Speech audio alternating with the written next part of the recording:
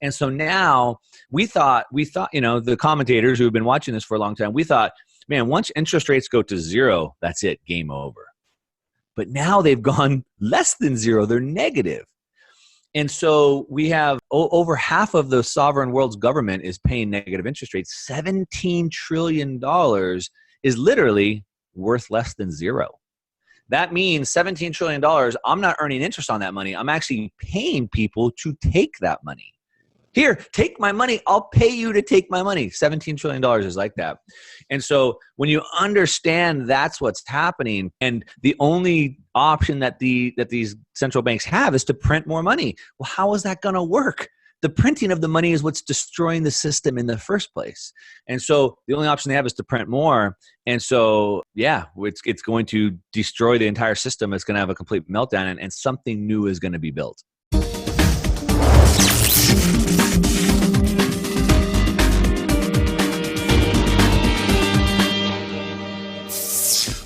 Thanks for watching this RTD interview. Don't forget to pick up your RTD Scary George round, only available at SDBullion.com. Now enjoy this interview.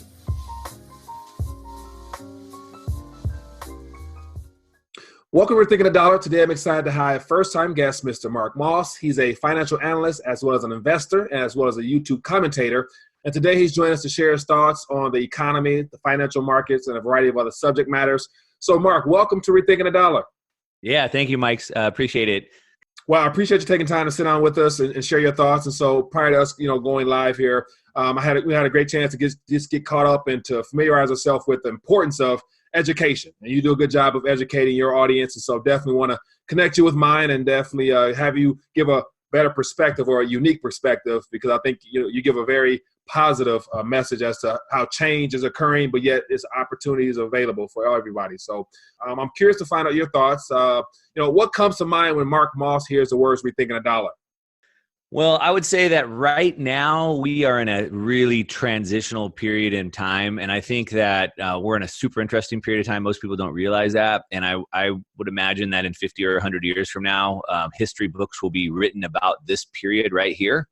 And so what they're going to be rewriting about is rethinking the dollar. Like, what the heck were they thinking, right? Like, 5,000 years of history, we had, gold, sound money as a monetary system. For 50 years, they went off the rails with this crazy fiat money experiment and turned their dollar into worthless money.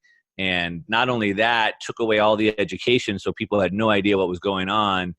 And look how it exploded on them. And so we're in this transitional period, and everybody needs to rethink what money is. And I guess that's also rethinking the dollar. All right, sounds good. I appreciate that. Now, when it comes to education, as you mentioned, it's unfortunate that we didn't learn a lot of this information that we're starting to be presented with in school.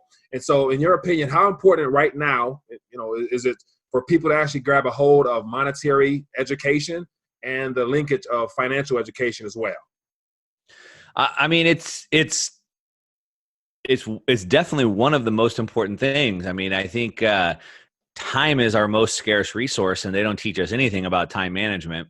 And money, of course, is basically our lifeblood, and they don't teach us anything about money. And it's, I would say it's a shame, but I believe it's almost purposeful, right? They don't want you to understand. As a matter of fact, back in the early 1900s, Henry Ford was quoted as saying that if the people knew how the banking system worked, there would be a revolt overnight. And that was early 1900s. Imagine how distorted it is since then.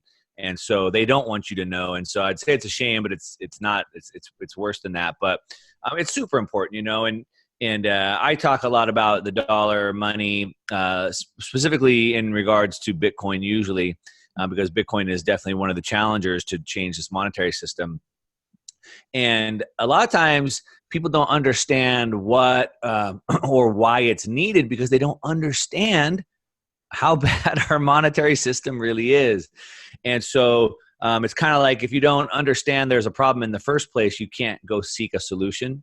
And so without having education, and unfortunately without people getting their own education into this, they're never going to be able to solve the problem. All right, I do agree. Now, let's get into some of the problems. And so just today, it looks like the EU is looking to drop rates and begin the QE process. So that's going to take on a whole new world of itself, because it's showing that signs that the system is basically cracking at the very foundation of it. And so, on your end, as an investor, as a commentator, and as an educator, what are some things that, probably has you more concerned now than anything else? Any particular subjects you're really focused on yourself? Well, I did a 2-part video series on the end of the dollar recently on the YouTube channel. And I talked about, I did it over two videos because it was kind of long, and I kind of talked about how the world reserve currency, which the dollar is today, has transitioned from country to country about every 100 years, and we traced it back about 4 or 5 hops. The last one coming from Britain to the United States, and the reason why I wanted to break down how the dollar took over from the sterling in the 1900s was because it's important to understand how that process happened. And because kind of like the question that you're asking right now, what's the thing that has me the most concerned? And the point that I made outlining that change is that it doesn't happen with a bang. It goes out with a whimper. And so the process lasted about 30 years of moving from sterling. So today we're in a very similar process, and it's not just one thing that has me concerned. It's seeing all the things lining up and continuing, right? Mm-hmm. And so we know the dollar was the world reserve currency, but it's been losing that status. And some of the things, just a couple quick things, instead of one, but a couple quick things would be, so the United States made a deal with Saudi Arabia to put all oil in dollars, priced in dollars, and that's how it's managed to retain its control. But what happened is now oil has spread past Saudi Arabia, and as much as the United States has tried to force people to use dollars, in 2015, our enemies, Russia and China, decided to start selling oil outside of the dollar. Mm-hmm. And so that weakened the dollar. Boom, that was a big one. 2015. The United States has managed to control the dollar still because we have our SWIFT banking system. It's if you send a wire, you have to have a SWIFT code. And the SWIFT system is how we move money. And all the world governments are on the SWIFT system. And the U.S., we slap sanctions. Oh, sanctions on you and sanctions on you. And Iran, we don't like you, sanctions on you. And basically what we're doing is we're kicking them out of the financial system. And that's really bad for them if we kick them out.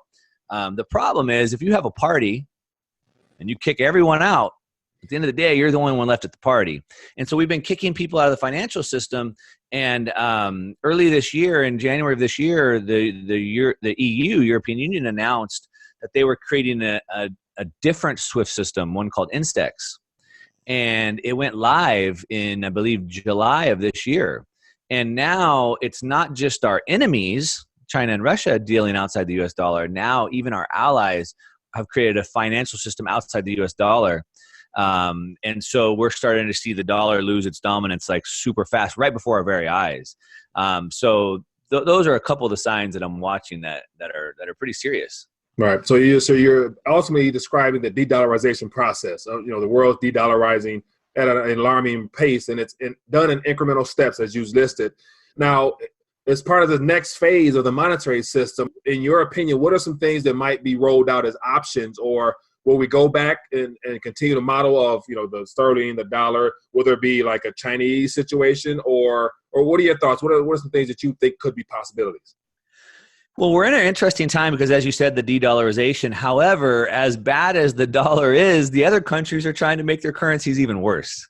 So, I mean, all the other countries are devaluing their currencies even further. And so even though the dollar is still so bad, it's still like the prettiest girl at the dance. And I think it was last night, President Trump tweeted that he's tweeting to the central bank, the Fed, to lower interest rates to 0 or less, is what he said. So basically, he's telling the central bank to go to negative interest rates because the rest of the world is. And if the rest of the world is, we need to do the same. And that's crazy, and that's a different topic. But back to your question, like, where does this go? Because all the other currencies are so bad, I don't see another one taking over. When the U.S. took over from Britain, Britain became a debtor, and the U.S. became the largest creditor. And so we had the strongest monetary system. We had the gold. Today, nobody's really doing that. We have seen China and Russia have both been accumulating massive amounts of gold. China's been accumulating the most gold. Rumors are they're trying to at least somewhat reback their currency with gold so they could get into the world stage. So for those that don't know, each country has a central bank. The central bank creates their dollars and tries to manage the money supply. Then there's a central bank for the central banks. That's the BIS. And the BIS controls a basket of currencies called SDR, special drawing rights. And basically the BIS, the central bank of central banks, decides how much of each currency goes into this basket of currency. And China's been really trying to get their currency into this basket more than it has been. And so where do I think it's going to go, back to your question? I don't see any one currency taking over. We saw that all the central bankers of the world met a week or two ago in Wyoming, and Mark Carney, head of the Bank of England, got up and said, we need to get rid of the US dollar. We need to get rid of the dollar dominance. What we need, and he said it, what we need is something like Facebook Libra. Didn't say Facebook Libra, he said something like it. And what that means is Facebook Libra is a cryptocurrency that's backed by a basket of currencies. And so that's what he, I think, was suggesting. We need a cryptocurrency that's backed by a basket of currencies. And the basket of currencies seems to be what the BIS has, which is the SDRs, which is everybody recognizes that. So that would be my guess as to where it goes. But what my hope is that this is enough to wake people up to go, wait, what the heck is going on here? And it will create competitive systems. So if right now, whatever country you're in, you're basically stuck with that currency. Once we go to a system like this, what I hope is that we have alternatives. So you know what? I don't like that currency that this BIS is presenting, so I'm going to use Facebook Libra, or I'm going to use Bitcoin, or I'm going to use this other stable coin, or I'm going to use whatever it is that I want to use. And I hope that my hope is that we get this competition. Mm-hmm. Now that's a great viewpoint there. My question would be, as far as Uncle Sam, the government, when it comes time to collect taxes, what's the likelihood of them wanting to receive taxation in a variety of different sources, as opposed to being the primary issuer of whatever the legal tender might be in this country here? Most people aren't going to understand that question because they don't really understand how the way it works. Mm-hmm. Just super quick. I mean, imagine going back to when basically this fiat money system, the bank, the IRS was created back in like 1913. And imagine these bankers sitting around going, gold is money, but we want people to use this fake piece of paper. But why would anybody ever use this piece of paper? I mean, it's fake. Why would anybody use it? I have a good idea. What we'll do is we'll make people work all year to go collect these fake pieces of paper, so at the end of the year they have to bring them back to us. Right? That's what the IRS is.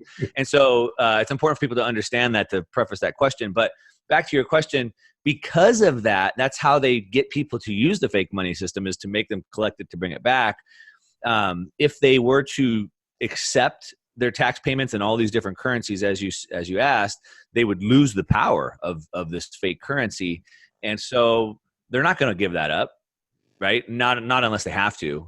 So, they could say, hey, you have to pay us back in dollars for taxes, but that doesn't mean that I can't use all these different money systems. That just means when it comes time to pay taxes, I convert whatever I'm using into dollars and pay it back.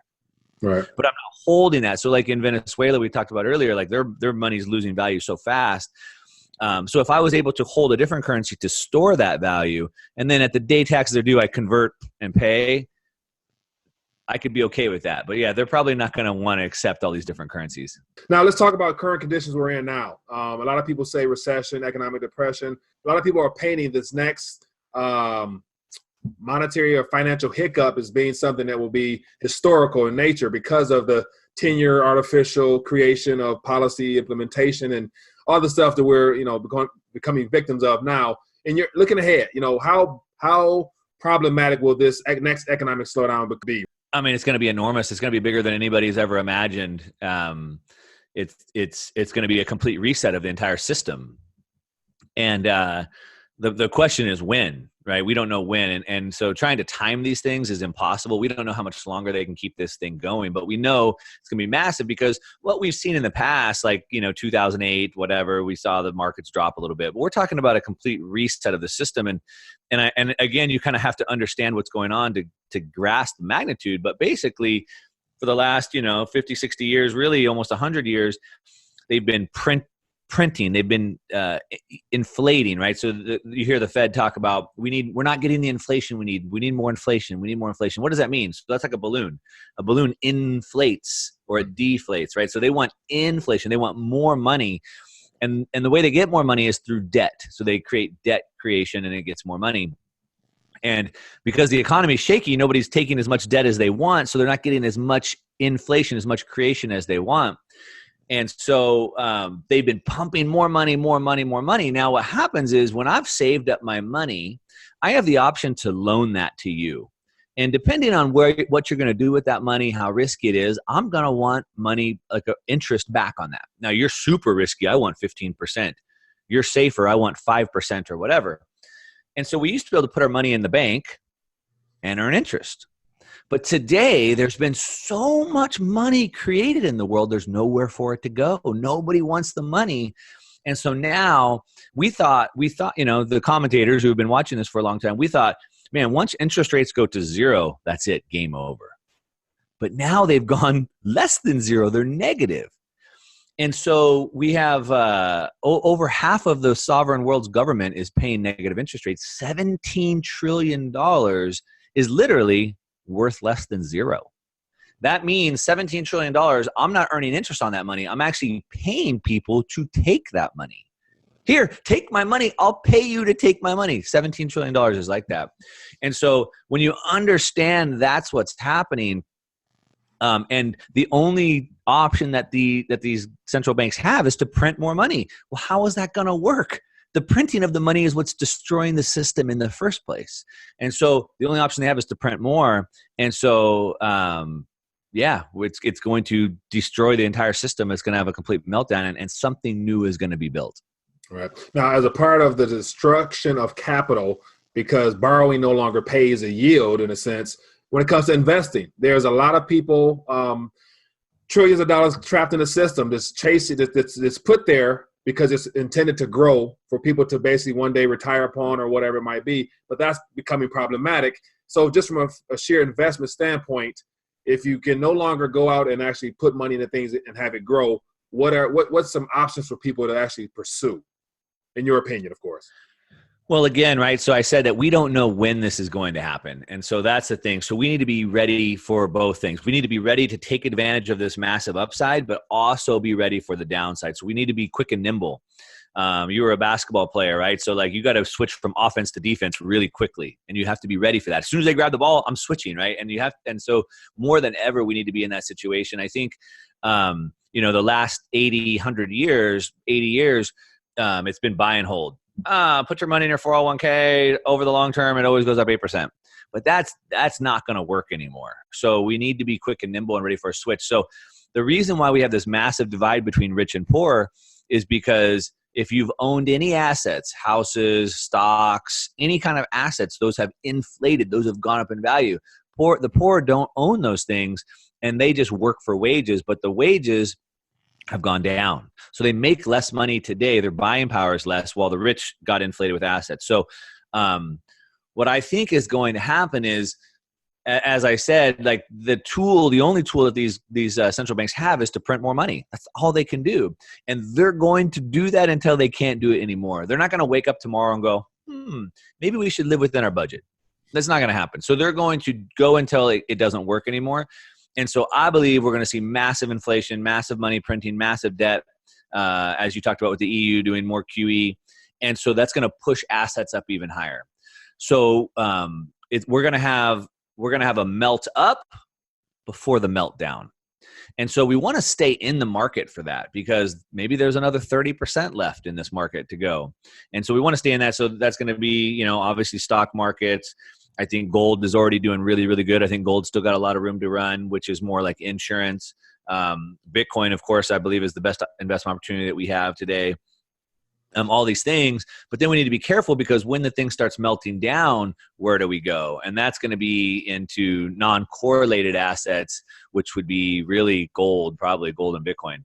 Now, as you mentioned, you can't really time how this thing is going to unwind and eventually come to a halt. And so one of the biggest concerns is for those that don't have the know-how or the knowledge on being able to time it correctly. Like on defense, you can tell the ball turned over, get back. But yet, if you don't have an eye or pay attention to the markets in a way that someone who does it probably for a living does, then it's going to be hard to get in and get out, because as always, when it's time to exit, everybody rushes towards the door.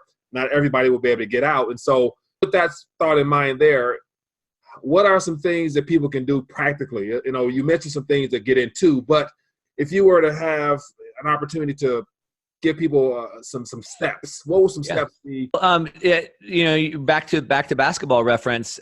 You're right. You see the ball switch, and so you know to move. But playing basketball, you don't move everybody to offense. You still leave some guys back in defense ready, because if that ball switches and breaks, you need to have somebody back there. Mm-hmm.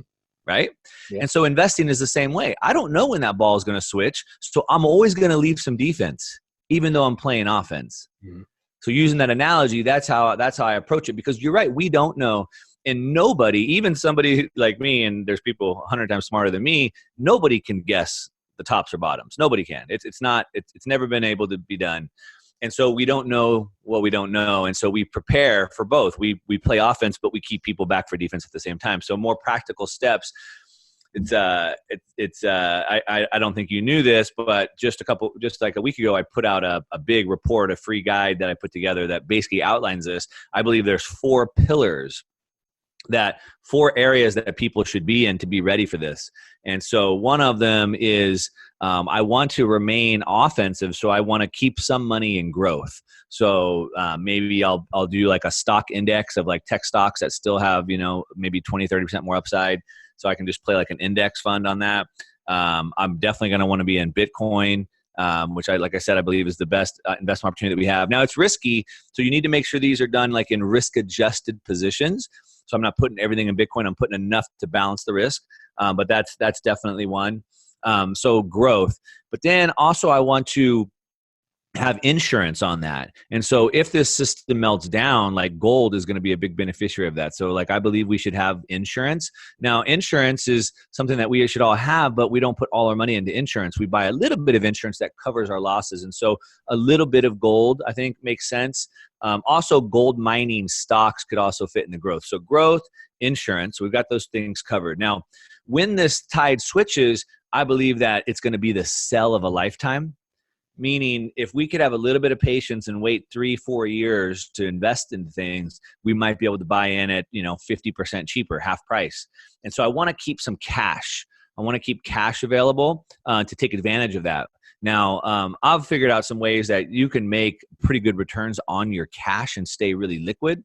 So cash, and then the fourth bucket, the fourth pillar, as I call it, is cash flow.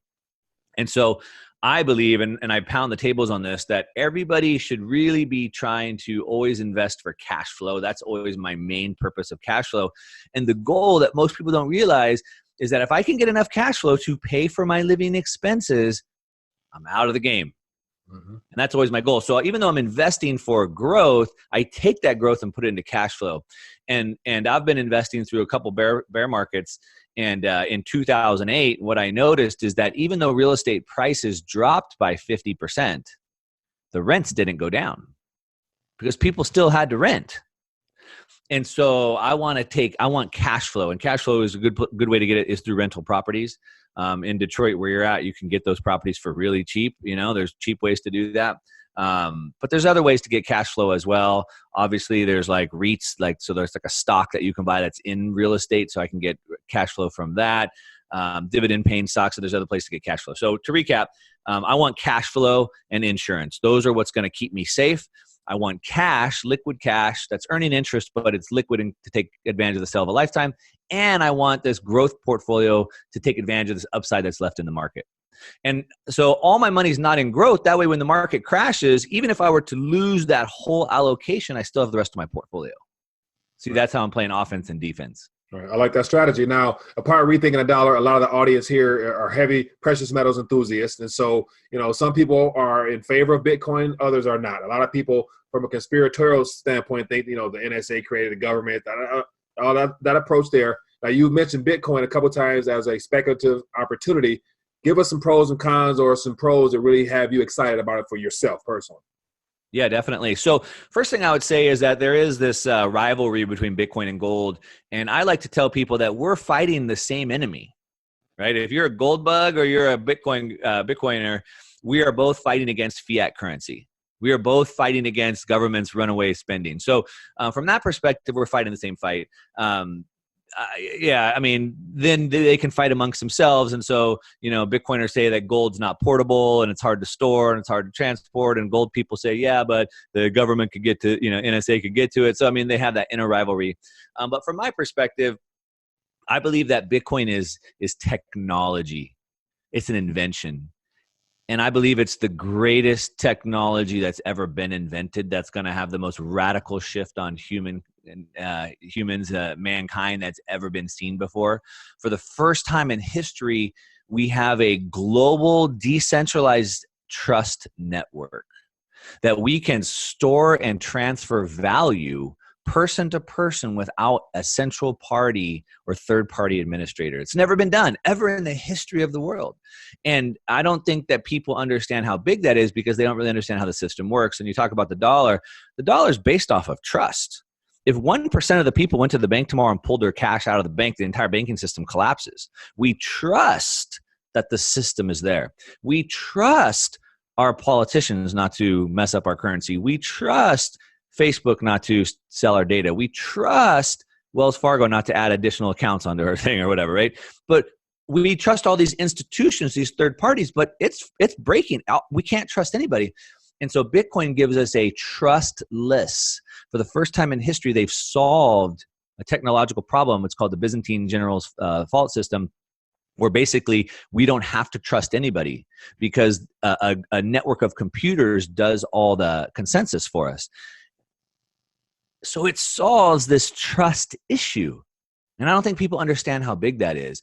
And so imagine that we have this global trustless network that we can store and transfer as much value as we want person to person. And today it's only worth $200 billion. It's worth about a third of Facebook, one company. Imagine we have this revolution, this technological revolution, and it's worth a third of Facebook. It's worth a lot more than Facebook. I don't know what it's worth, but it's worth a lot more than Facebook. So anyway, if that sums it up, that's kind of why I'm bullish on it. It's like gold. It allows us to opt out of the financial system. So instead of having my money sitting in a bank, I can put it into gold, take it out of the financial system, or I can put it into Bitcoin, and it's also out of the financial system. But it's better than gold because it's portable. I can easily transfer $1 of it to you, or $10, or $10 million, or $100 billion to you instantly. Gold, try to move $1 billion of gold, and it's not going to happen, right? And I can't spend $1 worth of gold either. So it's way more divisible. It's way more portable. But gold has 5,000 years of history, so you can't overlook that. But Bitcoin has 10, and that's nothing small either. But I'm not here to choose which one's better. I own both. Why wouldn't you? Why do you have to choose the winner? Why not be on both? Well, Mark Moss, it's been great having you here on Rethinking a Dollar. For those that may not be familiar with your work, can you direct them to your work and how to stay in tune with what you have going on to be a blessing to you? Yeah, definitely. So, I mean, the best way is just go to YouTube and type in Mark Moss. I have a channel there, and talk about all these types of topics, just the end of the dollar and whatnot. So go there, check out my last couple of videos. I have a link to a free report that you can download that talks about these 4 pillars. I think it's like a 20-page report. I kind of went crazy on it. But basically, it talks about each of these 4 areas and goes into depth and shows you like different portfolio breakdowns of where you might be. So it's a free resource for you guys. Just I want to make sure everybody sees the silver lining behind what's happening and takes advantage of the opportunity. So go to YouTube, type in Mark Moss, go to Twitter, #1 Mark Moss. Those are probably the best ways to keep up. Sounds good. Once again, Mark, it's been great hanging out with you, and definitely thank you for sharing your perspective on where we're at and where we're heading in this economy, in this world. So once again, it's been great having you on the show. Look forward to continuing to stay in touch with you. Thanks, Mike.